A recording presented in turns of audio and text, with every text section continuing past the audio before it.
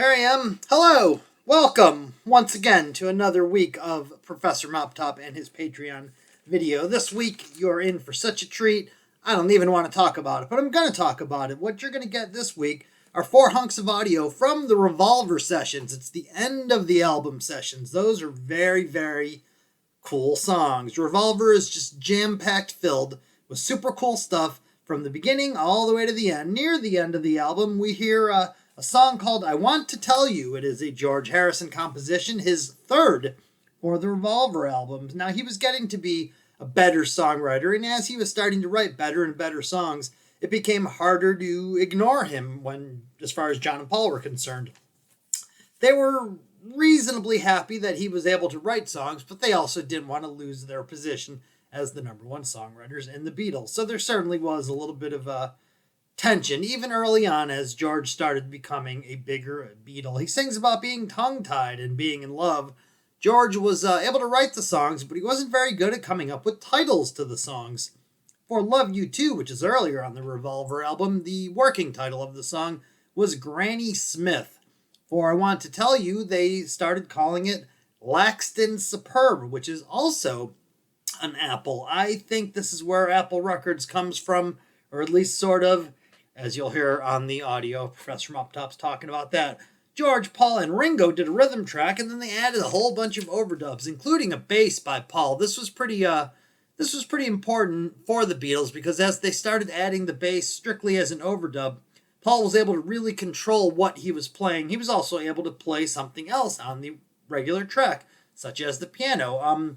George double-tracked his lead vocal. Paul and John do some background vocals. There is a second piano. There's a tambourine on it. There are maracas, and there are hand claps on the album. On the song. A lot of people don't hear the hand claps on I Want to Tell You, but they are there. For a short time, the song title was I Don't Know. When they asked George what the title was going to be, he said, I don't know. Eventually, it became I Want to Tell You. It has a fade-in at the beginning of the song, and there's also some Indian themes early on in a George song. Of course, they would become much, much more as the years would go on. Very early in the sessions was a Paul McCartney song called Got to Get You Into My Life, and this is Paul trying to be a Motown song. They really worked on the drums, and they added a horn section.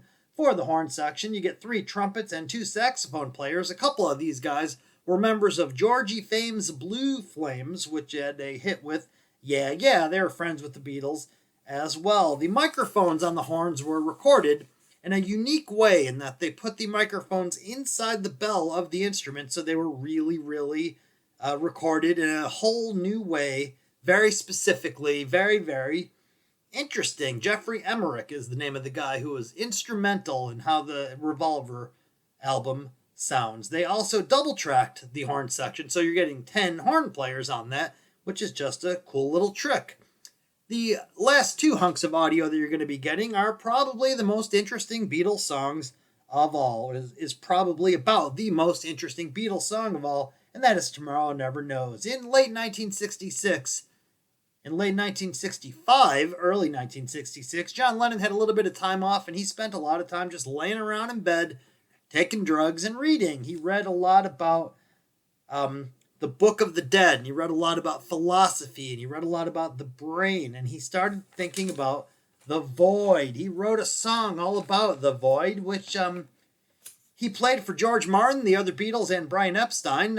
It's hard to say what they thought about it at the time, but eventually they probably came around to it. Mark I was originally what it was called, until they decided to call it something that Ringo had said in the past, which was Tomorrow Never Knows. Ringo titled a few songs. That's what he is. John Lennon wanted to sing the lead vocal sounding like 1,000 monks chanting from a mountaintop. They couldn't quite do that, but what they did was they recorded his voice through a Leslie speaker, which is designed for an organ, and it has 2 speakers facing in opposite directions that go around in circles at certain speeds, depending upon how the setting is. This was brand new to put a vocal through that. Just because it sounded cool, they added it. They made the basic track, and then Paul McCartney added a whole bunch of different tape loops. Tape loops are pieces of tape that start at one end and go to the other end, and then it, in effect, goes for infinity. Some of Paul's tape loops are noises, and there's a mellotron track played backwards.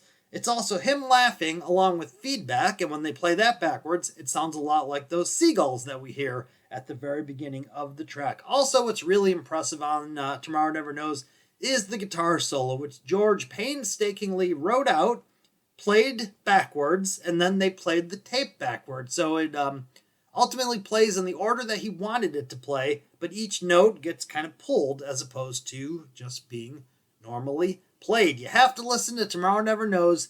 That is your assignment for the week. As always, thank you a million times over. Expect some WeTransfer emails any moment now, which you probably have already gotten now that I think about it. So just have a great day, a great week, and thank you. I'm Professor Moptop. Have a good one.